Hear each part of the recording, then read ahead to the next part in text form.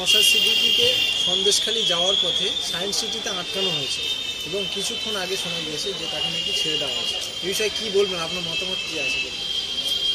বাংলার সমস্ত মানুষ সন্দেশখালীর ঘটনা সম্পর্কে অবগত আছেন, কারণ সন্দেশখালীর বেতাজ বাদশা শাহজাহান শেখ তিনি কী প্রকার অন্যায় অত্যাচার সন্দেশখালীর মানুষের সঙ্গে করেছে, সাধারণ জনগণের সঙ্গে করেছে, সে সম্পর্কে প্রত্যেকটা মানুষ অবগত আছে।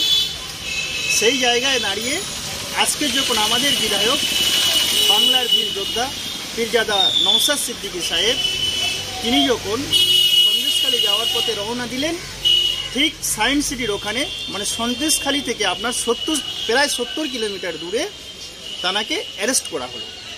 তার মানে এখানেই পরিষ্কার শাসক দল একেবারে পরিষ্কার হয়ে গেছে দিনের আলোর মতো, যে জানেন যদি নওশাদ সিদ্দিকী সন্দেশখালীতে ঢুকে পড়েন তাহলে নওশাদ সিদ্দিকী যে একটা বোম, সেই বোমটা কিন্তু বাংলার বুকে বাস্ট হবে। কারণ সন্দেশখালী যেটা প্রকৃত ঘটনা সেটা সাধারণ মানুষের কাছে নওশাদ সিদ্দিকী তুলে ধরবেন। তাই তারা এই যাওয়াতে বাধা সৃষ্টি করা বা অন্যায়ভাবে অ্যারেস্ট করা হয়েছিল। কিন্তু অ্যারেস্ট করার পরে দেখলেন যে বাংলার বুকে একটা ঝড় সৃষ্টি হয়েছে। সেই ঝড়টা প্রত্যেকটা এলাকায় প্রত্যেকটা অঞ্চলে প্রত্যেকটা ব্লকে সেই ঝড়টা যে ঝড়টা সৃষ্টি হয়েছে, সেই ঝড় থেকে বাঁচার জন্য সেই ঝড়টা কোনোভাবে রোকা সম্ভব নয় শাসক দলের ক্ষেত্রে।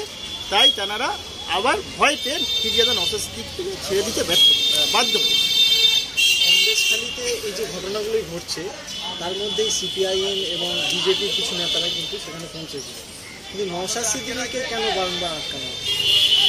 এর মূলত কারণ হচ্ছে, আপনারা জানেন সোশ্যাল মিডিয়ার মাধ্যমে যেদিনকে বাংলার মুখ্যমন্ত্রী মাননীয়া চেয়ারে বসেছিলেন নবান্ন 14 তলাতে, তিনি স্বীকার করেছিলেন যে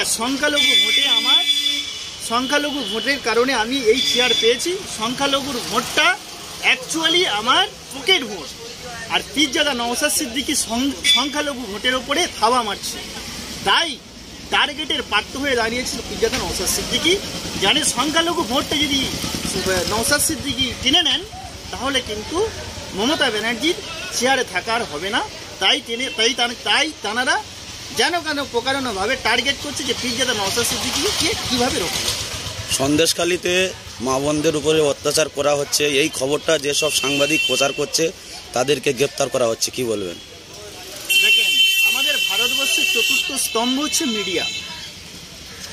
মিডিয়াদের যদি এইভাবে আটক করতে থাকে তার মানে একটা প্রশাসনের একটা ভাগ হচ্ছে মিডিয়া। সেই মিডিয়া পার্সনকে যদি এই শাসক দলের প্রশাসন যদি অ্যাটাক করে না, সেই শাসক দলের যিনি মুখ্যমন্ত্রী তিনি আবার পুলিশ মন্ত্রী, তিনি যদি অন্যায়ভাবে এই মিডিয়া পার্সনের ওপরে হাত বসায় তাহলে ভারতবর্ষের এই বাংলাতে আইন শৃঙ্খলা বলে আর কিছু থাকলো না।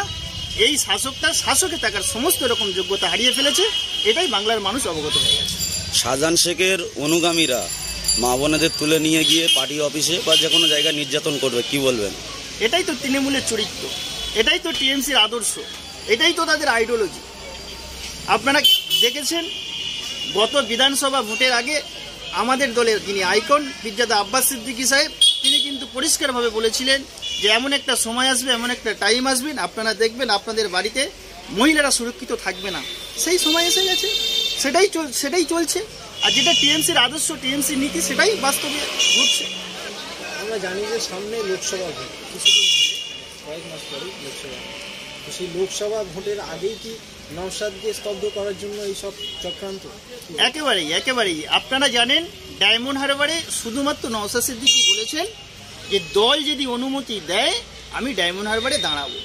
এই কথা বলার পরে আপনারা দেখেছেন, আমরাও সোশ্যাল মিডিয়ার মাধ্যমে দেখেছি ডায়মন্ড হারবারের টোটাল লোকসভা কেন্দ্রে যেখানে আইএসএফ সংগঠিত করছে, যেখানে আইএসএফের সংগঠন আছে, ঠিক আইএসএফের ছেলেদেরকে দেখে তাদের দোকান ভাঙচুর করা হচ্ছে, মিথ্যা কেস দেওয়া হচ্ছে। এটা প্রতিনিয়ত ঘটতে থাকছে। তার মানে একমাত্র বাংলাতে যদি কোনো নেতাকে বা কোনো দলকে ভয় পায় নেতার নাম হচ্ছে পীরজাদা নওশাদ সিদ্দিকী, দলটার নাম হচ্ছে আইএসএফ। দেখতে 2 মাস হতে চলেছে একজন ব্যক্তি শাহজাহান শেখকে খুঁজে পাওয়া যাচ্ছে না, কিন্তু বিরোধী দলনেতা পীরজাদা নওশাদ সিদ্দিকীকে গ্রেপ্তার করছে। শাহজাহান শেখকে কেন গ্রেপ্তার করতে পারছে না, কি বলবেন? দেখেন এখানে সেই বাচ্চাবেলায় চোর পুলিশের খেলা হতো, ঠিক একইভাবে এই বাংলাতে চোর পুলিশের খেলা চলছে। পুলিশ তো শাহজাহান শেখকে লুকিয়ে রেখেছে, সেই পুলিশ অপদার্থ পুলিশ, পুলিশের একটা সংখ্যা আছে, সেই পুলিশের একটা অধ্যায় আছে, সেই একটা অধ্যায়ের পুলিশের ওই যে আপনার সন্দেশখালীর যে পুলিশ যারা আজকে ডেটে নওশাদ সিদ্দিকীকে অ্যারেস্ট করেছেন, ওনারা কিন্তু পুলিশের নীতি আদর্শকে খুন করে হত্যা করেছে। পুলিশের যেটা নীতি আদর্শ হওয়া উচিত সেই আদর্শ নীতির ওপর পুলিশ চলতে পারছে না, পুলিশ নামের কলঙ্ক ওনারা। তাই বাংলার সংবিধানকে ওনারা নষ্ট করছে, বাংলার সংবিধানকে খণ্ডিত করছে। আগামী দিনে এই শাসক যদি শাসকে থাকে, বাংলার সম্পূর্ণ যে সাংবিধানিক অধিকার থেকে মানুষ বঞ্চিত হবে, মানুষ তার ন্যায্য অধিকার কখনোই ফিরে পাবে না। যে পুলিশ অফিসার পীরজাদা নওশাদ সিদ্দিকীকে গ্রেপ্তার করলো, সেই পুলিশ অফিসার পরে কি আদালতে পেশ করা হবে এবং সেই পুলিশের নামে কি অভিযোগ দায়ের করবে পীরজাদা নওশাদ সিদ্দিকী? দেখেন আমাদের দল একটা স্বতন্ত্র দল, অন্যায়ভাবে যে বা যেই হোক না কেন, সে পুলিশ হোক কিংবা কোনো আধিকারিক হোক, যারা আমাদের দলের সঙ্গে খারাপ আচরণ করবেন অবশ্যই মহামান্য আদালতের দ্বারস্থ আমরা হব। আদালত তাদের সঠিক পর্যায়ে সঠিক সিস্টেমে বিচারটা করবে। সামনে লোকসভা ভোট, ডায়মন্ড হারবারে নওশাদ সিদ্দিকী ভালো ফলাফল করতে পারবেন কি বলবেন? 100%। তাই তো তাদের ঘুমটা ছুটে গেছে। আজকে ডেটে নওশাদ সিদ্দিকী শুধুমাত্র অনলি ফর মিডিয়ার সামনে দাঁড়িয়ে বলেছে যদি দল অনুমতি দেন তারপরে আমি দাঁড়াবো। তিনি বলেননি যে কনফার্ম আমি ডায়মন্ড হারবারে দাঁড়াচ্ছি। তারপরে যে এত অন্যায় অত্যাচার যে নেমে এসেছে ডায়মন্ড হারবারের বুকে আইএসএফের ওপর, তার মানে এখানেই প্রমাণ হয়ে যায় যে ডায়মন্ড হারবারের বুকে যদি পীরজাদা নওশাদ সিদ্দিকী দাঁড়ায় 100% মানুষ তাকে আশীর্বাদ দেবেন, দুহাত ভরে ভোট দিয়ে আইএসএফকে জয়যুক্ত করবেন। আজকে এই নগর তাকে গ্রেপ্তার করা হয়েছিল বা এদিক ওদিক ইভেন সব দিকে কম বেশি তাকে আটক করা হয় বিরোধী দলনেতা হিসেবে।